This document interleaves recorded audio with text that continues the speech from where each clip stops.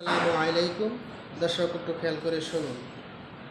Doctor Mizanur Rahman Azhari তাকে নিয়েও বলেন যে তিনি কাফের, তাকে আসলে দেশ ছেড়ে চলে যেতে হবে। কাফের তো তখন কাফের তো, তখন হ্যাঁ। আমরা একটু কনফিউজ হয়ে যাই। এগুলো খুব খারাপ বলছি, জি। অভ্যাস, আরেকজনকে কাফের বলা, মুশরিক বলা।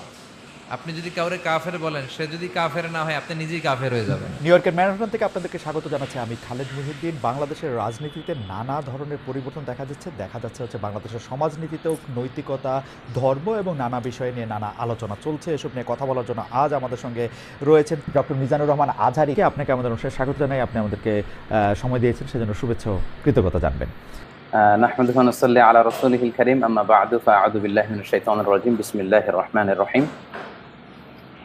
শুরুতেই আল্লাহ রাব্বুল ইজ্জা ওয়াল জালালের দরবারে শুকরিয়া জানাচ্ছি যে আল্লাহ তাআলা আমাদেরকে স্বাস্থ্যকর জীবনযাপনে ইসলামের ভূমিকার শীর্ষক একটি টপিক নিয়ে একটি আলোচনাতে অংশগ্রহণের সুযোগ দিয়েছেন। আমরা শুরুতেই পড়ে নিচ্ছি কালিমাতুশ শুকর, আলহামদুলিল্লাহ।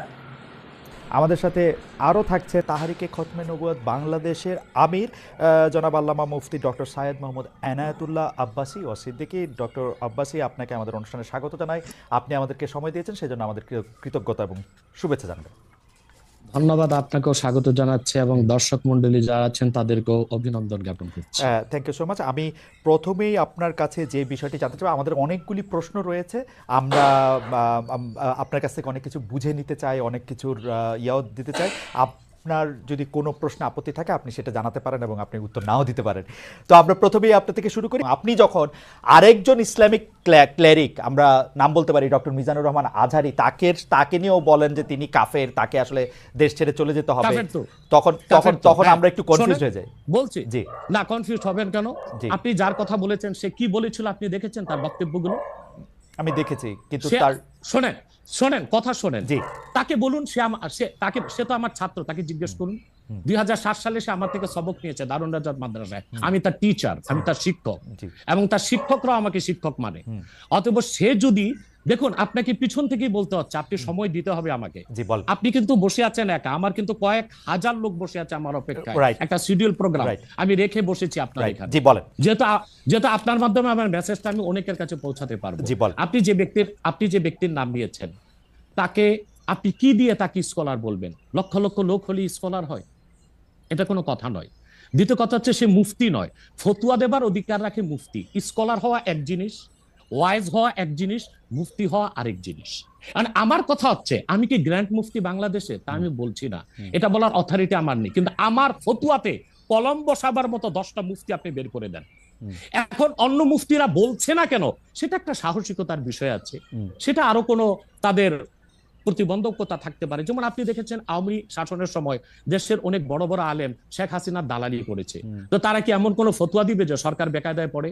এখন অনেক আলেম আছে যেটা বর্তমান সরকারের নির্লজ্জ সমর্থন করে যাচ্ছে, কিন্তু এই সরকার ক্ষমতা আসার পর থেকে আমি শরিয়ার কোরআন সুন্নাহর আলোকে যতটুকু সমালোচনা করা দরকার গঠনমূলক সমালোচনা করে যাচ্ছি। আর আমাদের মতো 2-4-10 জন যারা মিডিয়াতে আছে তারাই কিন্তু দেশের আলেম না। হাজার হাজার আলেম ওলামা পীর মাশায়েখ নীরবে নিভৃতে নির্জনে ইসলামের খেদমত করে যাচ্ছে, তাদের মতামতটাও দেখতে হবে। এখন যারা ফ্রন্টে চলে এসেছে, মিডিয়াতে চলে এসে সেলিব্রিটি হয়ে গেছে, তারাই কি বললো সেটা দেখার বিষয় না। এখানে তো যদি আপনি একটা প্রশ্ন আনেন যে আসলে শাতিমকে ক্ষমা পেতে পারে কিনা, বা রাষ্ট্র যদি শাতিমকে পৃষ্ঠপোষকতা দেয়, তার শাস্তি নির্ধারণ না করে, তাহলে কোনো জনগণ বিচারটা হাতে করতে পারবে কিনা? আপনি দেখুন, পৃথিবীতে যত অভ্যুত্থান ও বিপ্লব হয়েছে জনগণ আইনকে হাতে তুলে নিয়েছে। আপনি 5ই আগস্ট দেখেন, বাংলাদেশে রাষ্ট্র ক্ষমতা যে এসেছে বর্তমান সরকার, এটা গণতান্ত্রিক পদ্ধতিতে হয় নাই, ছাত্র জনতা আইনকে হাতে তুলে নিয়েছিল। এই বিপ্লবকে আপনি অবৈধ বলবেন? যে 6-7 জন সমন্বয়ক নেতৃত্ব দিয়েছে তাদেরকে আপনি সন্ত্রাসী বলবেন? না, কিছু করার ছিল না। 15 বছরে যে জগদ্দল পাথর ফেসিবাদী হাসিনা বসেছিল, গণতান্ত্রিক পদ্ধতিতে এটাকে সরানো সম্ভব হয় নাই, আইনকে হাতে তুলে নিতে হয়েছে। অতএব যদি গণতন্ত্রের স্বার্থ রক্ষে আইনকে হাতে তুলে নেওয়া যায়, আল্লাহ তার হাবিবের সুমহান ইজ্জত এবং স্বার্থে আল্লাহ তার হাবিব সাল্লাল্লাহু আলাইহি ওয়াসাল্লামের ইজ্জতের বিপক্ষে কেউ কথা বলবে এবং ধারাবাহিকভাবে শাস্তি পাবে না, চলতেই থাকবে, আমরা শুধু মিটিং মিছিল করে লাঠি পেটা খাবো আর গুলি নিব। স্যার আপনার কাছে মনে হয় না, স্যার আপনার কাছে মনে হয় না এটা আপনার, স্যার আপনার কাছে মনে হয় না এটা আপনার পয়েন্ট অফ ভিউ? বিকজ আপনি যা বলছেন, হ্যাঁ আপনি এটা ঠিক যে আপনি তো একজন স্কলার, শিক্ষক, পড়াচ্ছেন এবং আপনি গ্র্যান্ড মুফতি না হলেও একজন মুফতি, কিন্তু আমরা ধরেন আমি এখন কথা বললাম হচ্ছে যে বাংলাদেশে কিন্তু এইটাও প্রচলিত যে যারা বলতেছে যে তারা আসলে যা কিছু পরীক্ষিত হাদিস নয়, যা কিছু পরীক্ষিতভাবে কোরআনের ফয়সালা নয়, তারা তা মানতে চান না। ধরা যাক ঈদে মিলাদুন্নবী সম্পর্কে তাদের একটা বয়ান আছে, তাদের আরও অনেক কিছু নিয়ে তাদের একটা বয়ান আছে। তাদের মধ্যে থেকেও কেউ কেউ আছেন যারা মক্কা মদিনায় বড় বড় জায়গায় আলেমের কাজ করতেছেন। আমি আব্দুর রাজ্জাক বিন ইউসুফের কথা বলতে পারি, আরও আপনি জানেন কাদের কথা আমি বলছি। তাদের কেউ কেউ মনে করেন আপনার পথ তো আসলে ঠিক না। এক, দুই হচ্ছে আপনি যার কথা যেভাবে বলতেছেন যে ধরেন মিজানুর রহমান আজহারী কি আসলে একজন স্কলার কিনা। এখন কেউ কেউ তো এই প্রশ্ন তুলেছেন যে জনাব এনায়েতুল্লাহ আব্বাসীও যথেষ্ট পরিমাণে এই জায়গায় আছেন কিনা। সেই জন্য আমি জানতে চাইতেছিলাম যে আপনি যখন আইন হাতে তুলে নেওয়ার কথা বলেন স্যার, সেইটা কি আপনি কিভাবে তার যোগ্য, এবং আপনি ছাড়া আর কে আছেন এটার মধ্যে যোগ্যতার জায়গায় আর কি? আমি এখন বলছি, আমি মনে করি আমি গ্র্যান্ড মুফতি বাংলাদেশের। আচ্ছা, আপনি মনে করছেন আপনি গ্র্যান্ড মুফতি? ওকে, এবং এটা আমি চ্যালেঞ্জের ওকে ওকে এইটা বললে আমার ফতুয়ার বিপক্ষে, আমি শোনেন, আমার ফতুয়ার বিপক্ষে যে যাচ্ছে তাকে আমার সাথে বসান, আপনার প্ল্যাটফর্মে বসান। এক, দ্বিতীয় কথা হচ্ছে ঈদে মিলাদুন্নবী নিয়ে যে আপনি প্রশ্ন করেছেন, ঈদে মিলাদুন্নবী সাল্লাল্লাহু আলাইহি ওয়াসাল্লাম নিয়ে অনেক ডিবেট হয়েছে এবং ঈদে মিলাদুন্নবীর পক্ষে যারা, তারাই বিজয়ী হয়েছে। আর বাংলাদেশে ওলামায়ে দেওবন্দের একটা বিরাট অংশ যারা মূল ধারার, তারা কিন্তু ঈদে মিলাদুন্নবী নিয়ে কখনো বিরোধিতা করে না। কিছু মাত্র স্কলার আছেন যারা কোনোভাবে পারসেজ হয়ে আছেন, তারাই ঈদে মিলাদুন্নবীর বিরোধিতা করে। আমরা বলি মিলাদ যার সিরাত নার তার, মিলাদুন নবী সাল্লাল্লাহু আলাইহি ওয়াসাল্লাম ব্যানারও মাহফিল হতে পারে, সিরাতুন নবী সাল্লাল্লাহু আলাইহি ওয়াসাল্লাম ব্যানারও মাহফিল হতে পারে। এবং আপনি শুনেছেন আজকে 4 বছর যাবত সৌদি সরকার উচ্চ ওলামা পরিষদ ফতোয়া দিয়েছে যে ঈদে মিলাদুন্নবী উপলক্ষে মাহফিল সৌদি আরবে হবে, এবং 12 রবিউল আউয়াল তারা রাষ্ট্রীয় ছুটি ঘোষণা করে রেখেছে।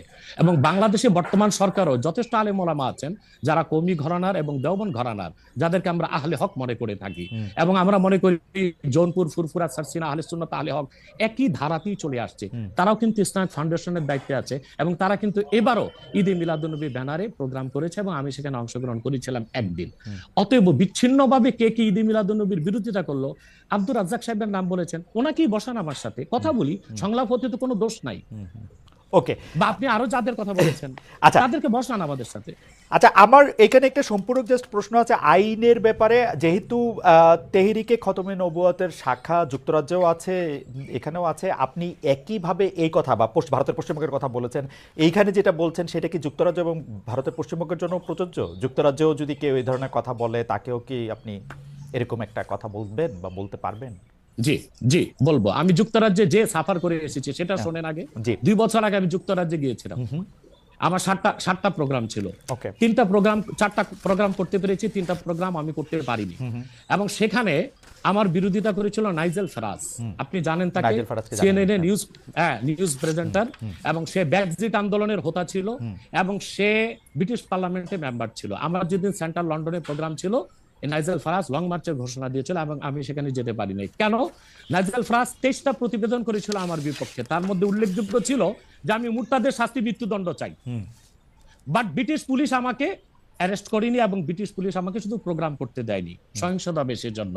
কিন্তু আমি রানীকে গালি দিয়েছি, সেটাও সেখানে তুলে ধরা হয়েছে। আমি রানীকে গালি দেওয়া যায় ইংল্যান্ডে? হ্যাঁ, মুরতাদের শাস্তি মৃত্যুদণ্ড চেয়েছি, সেইটা 23টা প্রতিবেদন করে আমার এই বক্তব্য ফতোয়াগুলো সেখানে লন্ডনে দেখানো হয়েছে। আমি বাংলাদেশে যে চরিত্র, লন্ডনে সেই চরিত্র, পশ্চিম বাংলায় সেই চরিত্র।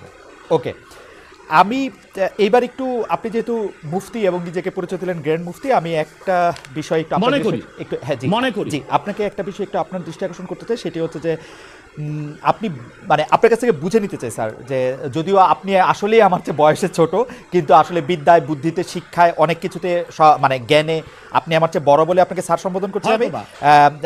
না, আপনি বলেছেন যে মসজিদে গিয়ে নারীদের জন্য বা মহিলাদের জন্য জামাতে নামাজ আদায় করা মাকরুহ। কিন্তু আমি আপনার এই বক্তব্যটার পরিপ্রেক্ষিতে আমি দেখতে পাচ্ছি যে এটা তো বরং মাকরুহ নয়, কেউ কেউ এটাকে মুস্তাহাব বা এনকারেজ বলতে চান। অনেকে উদাহরণ দিচ্ছেন আয়েশা, যিনি প্রফেটের স্ত্রী ছিলেন, রাদিয়াল্লাহু আনহা, হ্যাঁ আয়েশা রাদিয়াল্লাহু আনহা, উনি ইমামতি করে মেয়েদের নামাজ পড়িয়েছেন, এবং যে জায়গায় আপনি এটা মাকরুহ বলছেন ওই জায়গায় কেউ মুস্তাহাব বলতে গিয়ে আপনার বক্তব্যের বিরোধিতা করছেন। এটা নিয়ে আপনি যদি আমাদের একটু বলেন। আমি চ্যালেঞ্জ করছি, ওপেন চ্যালেঞ্জ, আম্মা জান আয়েশা রাদিয়াল্লাহু তাআলা আনহা কখনোই ইমামতি করেননি, বরং জাকওয়ান ইমামতি করেছিল, পিছনে তিনি নামাজ পড়েছিলেন, সেটা ফরজ নামাজ ছিল না, তারাবিয়ার নামাজ। আপনাকে যে তথ্য দিয়েছে সে ভুল তথ্য দিয়েছে। ওকে, সেটা মেয়েদের নামাজ পড়াটা মুস্তাহাব কিনা? এক। দ্বিতীয় হচ্ছে আল্লাহর হাবিব সাল্লাল্লাহু আলাইহি ওয়াসাল্লামের নূরের জামানায় মসজিদ নববীতে মহিলাদেরকে অ্যালাউ করা হতো, তারা নামাজে আসতেন, কিন্তু আল্লাহর হাবিব সাল্লাল্লাহু আলাইহি ওয়াসাল্লাম মহিলাদেরকে নিরুৎসাহিত করেছিলেন, নিষেধ করেন নাই, কারণ মহিলাদেরও দিন শেখা বাকি ছিল এবং আল্লাহ হাবিব সাল্লাল্লাহু আলাইহি ওয়াসাল্লামের কাছে ওহী আসতো, সেজন্য মহিলাদের নিষেধ করা হতো না, তারা মসজিদে আসতেন। হযরত ওমর রাদিয়াল্লাহু তাআলা আনহু তার খেলাফতের সময় বলেছেন মহিলাদের জন্য ঘরেই নামাজ পড়াটা উত্তম। তখন প্রচুর পরিমাণ সাহাবী উপস্থিত ছিলেন, তারা হযরত ওমরের এই কাজে কেউ বাধা দেননি, সেজন্য মহিলাদের মসজিদে আসাটা হারাম নয়, মাকরু বলা হয়েছে জামাতে আসা। কারণ আম্মাজান আয়েশা রাদিয়াল্লাহু তাআলা আনহা নিজেও বলেছিলেন যে বর্তমানে মানে ১৫০০ বছর আগেই আম্মাজান আয়েশা বলেছেন যে এখন মহিলাদের মসজিদে না আসাই উচিত ফিতনার এই সময়। তো ১৫০০ বছর আগে যদি ফিতনার আশঙ্কা করে আম্মাজান আয়েশা মসজিদ নববীতে মহিলাদের আসাটাকে নিরুৎসাহিত করে থাকেন, তাহলে হযরত ওমর রাদিয়াল্লাহু তাআলা আনহুর সিদ্ধান্তটা সঠিক ছিল। আর বর্তমান যুগে সেটা আমরাও নিরুৎসাহিত করি, এজন্যই মাকরু বলি। মাকরু মানে হারাম নয়, খুব কঠিনভাবে নিষিদ্ধ নয়, জাস্ট নিরুৎসাহিত করা।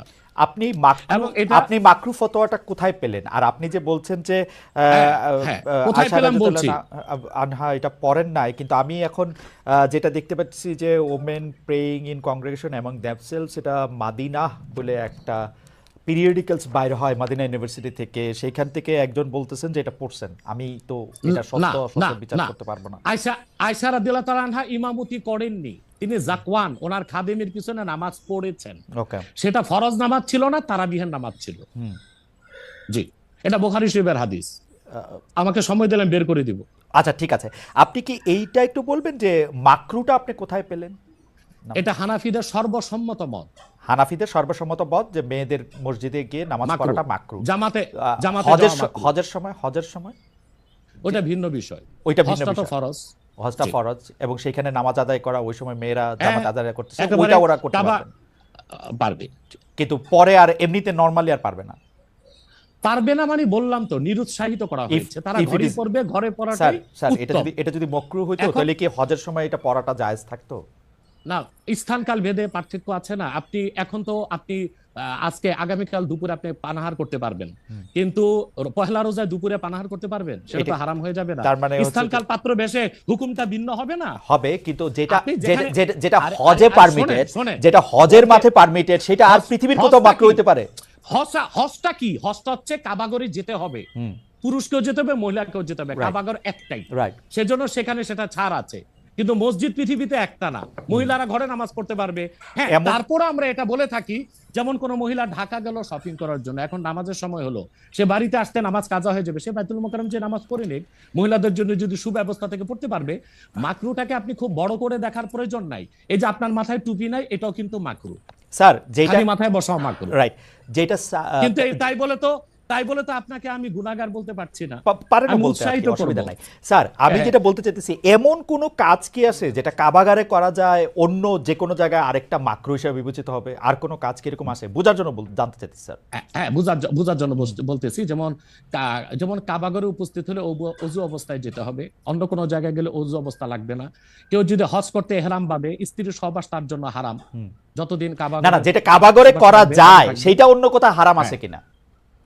কাবাগর, হ্যাঁ, হারাম আছে। যেমন কাবাগর তোয়াফ করা হচ্ছে ফরজ, হজের একটা ফরজ, কিন্তু পৃথিবীর অন্য কোনো ঘর কোনো জায়গায় তোয়াফ করা যায় না, সেখানে যেটা যে অন্য জায়গায় যায় না। মানে যেহেতু কাবাগর তোয়াফ করা যায়, মানে কাবাগর শুধু তোয়াফের জায়গা, কাবাগর তোয়াফ করা ফরজ, কিন্তু পৃথিবীর অন্য কোনো মসজিদ বা আল্লাহর ওলির কোনো কবর বা মাজার তো তোয়াফ করা যাবে না, সেটা তো শিরক। আচ্ছা, তাহলে স্থানকাল পাত্র ভেদে এবং সময়ের ভিন্নতার কারণে হুকুম পরিবর্তন হয়। যেমন আমি আপনাকে একটা উদাহরণ দিয়েছি, আগামীকাল আপনাকে দুপুরে খেতে হবে, সেটা খাওয়া আপনার জন্য সওয়াবের কাজ। আল্লাহ বলেছেন কুলু ওয়াশরাবু, খাও পান করো, কিন্তু ঠিক পহেলা রোজার দিন দুপুরে আপনি খেতে পারবেন না, সেটা হারাম। অথবা মাকরুর বিষয়টাও স্থানকাল পাত্র ভেদে তো পরিবর্তন হবে। লাস্ট কোশ্চেন এই সিরিজে জাস্ট বোঝার জন্য, আমাদের অনেক দর্শক জানাচ্ছেন যে সৌদি আরব সহ ইসলামী বিশ্বের অনেক দুনিয়ায় মেয়েদের জামাতে নামাজ পড়ার ব্যবস্থা মসজিদে আছে, তাহলে সেই ব্যাপারটা কি মাকরু কিনা এবং তাদের শরিয়া বোর্ড সেইটাকে আসলে পরীক্ষা করছে কিনা? আবার বলেন তো প্রশ্নটা। এমন অনেক মুসলিম দেশ আছে, সৌদি আরব সহ, আরব দেশ সহ, যেখানে জামাতে মেয়েদের নামাজ পড়ার ব্যবস্থা আছে। বিশেষ করে রমজানের সময় তো তারাবির নামাজের ক্ষেত্রে মেয়েরা অনেকেই যান। তো সেই ক্ষেত্রে তারা এই মাকরুর ব্যাপারটা অবগত কিনা, তাদের শরিয়া ব্যাপারটার দিকে নজর রাখছে কিনা? আপনি হয়তো বা ভুলে গেছেন আমার উত্তরটা। হানাফি মাযহাব মতে মাকরু। আমরা যেহেতু মাযহাব হানাফি মানি, এই জন্য মাকরু। কিন্তু সৌদি আরবে হানাফি মাযহাব না, হাম্বলি মাযহাব, সেখানে মাকরু না। আচ্ছা, মানে হানাফি মাযহাব মতে মাকরু। ওকে, আমি পরের আপনার বক্তব্যটা নিশ্চয়ই অন্য আলেমরাও শুনেছেন, তারা তাদের মতো করে তারা ব্যাপারটা বিবেচনা করে দেখবেন। আমরা এটা শুনলাম। এইবার নেক্সট প্রসঙ্গে বা প্রশ্নে আসি। আপনাকে নারীদের নামাজের ব্যাপারে একটা হাদিস শোনাই দিচ্ছি। জি, সহিহ মুসলিম, জি, সহিহ মুসলিম, জি, হাদিস নাম্বার 1027।